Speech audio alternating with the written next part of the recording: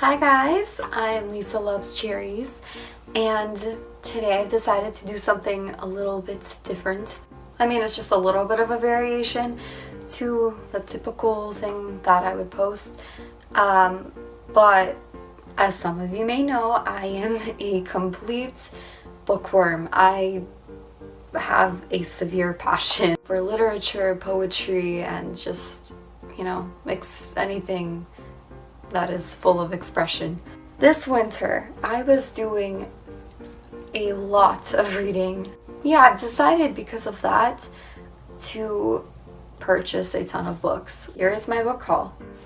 This first book is something that I probably should have read a long time ago because I believe it was published in 2012 or something. Books never age. So it is The Diviners by Libba Bray. So this is sort of a clash between mystery and fantasy, and I find it intriguing. So it's set in 1926, and it is about a girl moving to New York City to live with her uncle, and her uncle does not know, but she has some sort of magical powers which enable her to do some crazy things that are actually related to the plot. Basically, she can catch the serial killer.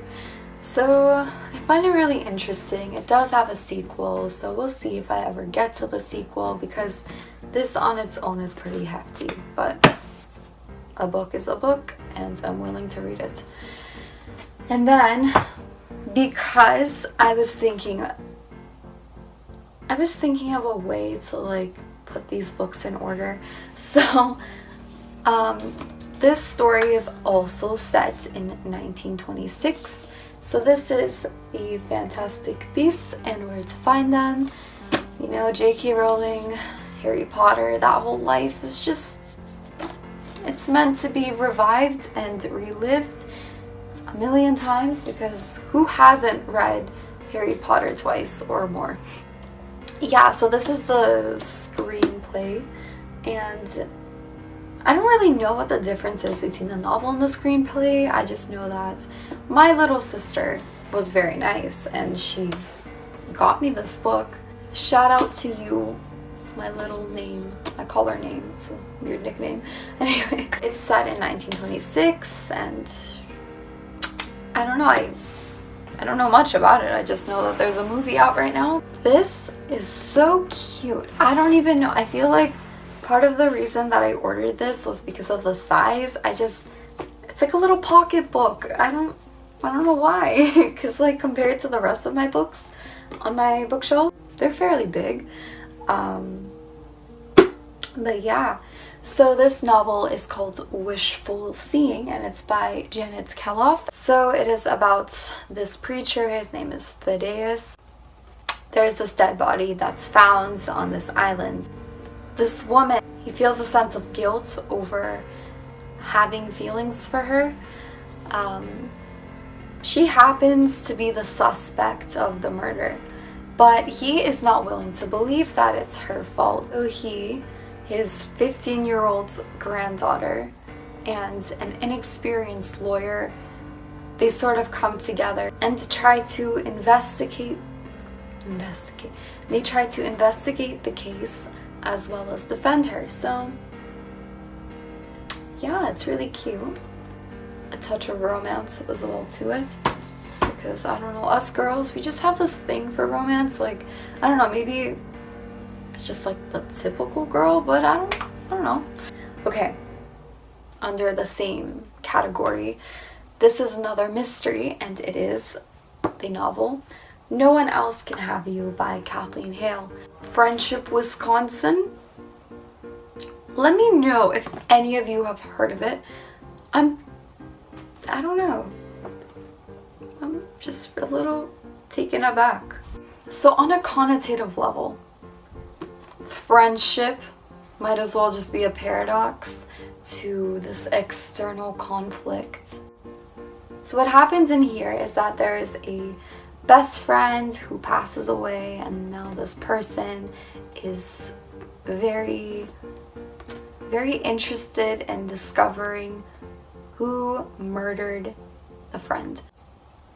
And he has some sort of diary as well. But in a quiet town like Friendship, where no one is a suspect, anyone could be the killer. Yeah. And I really like this image right here. Like, the cover is just, it's really cute. And for those of you guys who follow me on Instagram, you would probably know, but I posted this adorable photo because once I got this book in the mail, I went upstairs and I've noticed that my reading socks resemble the pattern of this cover, and I find it so damn cute. Like, books never die. And you might be thinking, okay, is that really a novel? No, it's not a novel. Wow.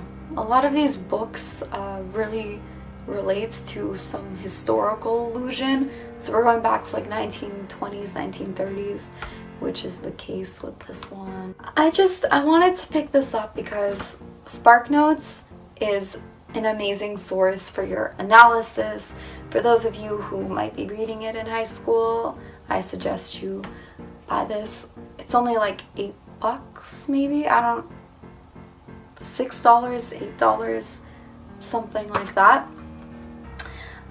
So it includes a glossary of literary terms, a sample A+ student essay, step-by-step analysis, study questions, and review quizzes. So yeah, it's actually great because most of us, when reading a book, we don't really think about the context of, you know, what they're saying. Like, I just stood next to a cherry tree while my crush passed by. Well, cherry trees are symbolic of love and affection, and you can make that connection. The next one is another classic, Anna Karenina, and I'm gonna say it the Russian way just because I am Russian. So yes, Leo Tolstoy has published many works which are renowned. Focuses on the motifs of love and betrayal, and it is the story of Anna. It's like very in-depth and it's very rich. Yeah, I mean, I do also regret not buying the Russian version of it because, you know, the translation could be a little bit different. But whatever, I mean, it saves me some time. I'll get through this much faster anyway. As well, to read this, you might have to understand Russian people. And honestly, guys, I'm not a nationalist. I don't care. But I'm just saying, like, if you want, usually to understand anything, whether it's a play or a poem about a certain topic, you have to know the culture. And for Russians, like the soul, like these are very, very essential things, and they have much meaning. If it's like overemphasized, you may have to just bear with it. So as there isn't much said about this anywhere in the book, unless you read the book, this is like a fantasy merged with dystopian modern society. It's about a guy and a girl, and they have to decide whether to be villains, whether to be heroes, whether to be friends, or whether to be enemies. Honestly, I feel like I'm not a big fan of fantasy in the modern day because I feel like all the myths, all the fairy tales, all that stuff should be kept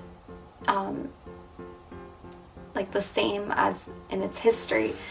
But, you know, with some adaptations, I think it's okay. But I have read The Mortal Instruments, and I did find it a little bit cliche and a little bit, even though it's original, it's very not my thing. And then we have Belzar by Meg Wolitzer. I'm not really sure. This is the first time I've ever heard of this author. This story is sort of a tragedy. It is about a girl who loses her boyfriend, and now she moves to this boarding school in Vermont, and she ends up studying with a group of people, and they have this journal assignment, and they end up discovering this realm called Belzar. And apparently in this world, one is able to resort to the past, and now she has to make some sort of decision, and she has a way of connecting with her long lost boyfriend.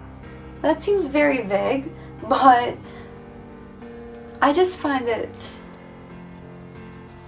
a little bit amusing. It's peculiar. Now this is a newer book. It's called The Love That Split the World by Emily Henry. This girl, Natalie, she happens to find an attractive boy, and again she falls in love. That being said, suddenly she starts seeing the wrong things. So in lieu of a garden, she sees a preschool and things like that. Along with that, she has this apparition who visits her and warns her that she has 3 months to save this boy. Does that not excite you? This girl is fighting for her man, and I love it. I don't know how she's gonna do this. It's just so cute. I don't know, like romance in general just like really triggers me. And then I saved the best for last just cause. So over the winter break, I actually received a book from the series. This is the Lunar Chronicles, and this book is Scarlet, so it's the next one. And to give you guys a little bit of an understanding of the series, it's almost like a retelling of the fairy tales, even just using the archetypes. So here's a little bit about Cinder. So Cinder is a cyborg living in New Beijing, and you know, there's a prince and they have a thing going on. Yeah, typical Cinderella, and she has this mom who just hates her, you know, stepmom. But Cinder really does not know who she is because she's been adopted. Something happens at the end of the novel, which is like this major event, and I was just kind of anticipating it. And now it's just a continuation, except on the other side of the world, or just somewhere else, there happens to be Scarlet, who is our Little Red Riding Hood. And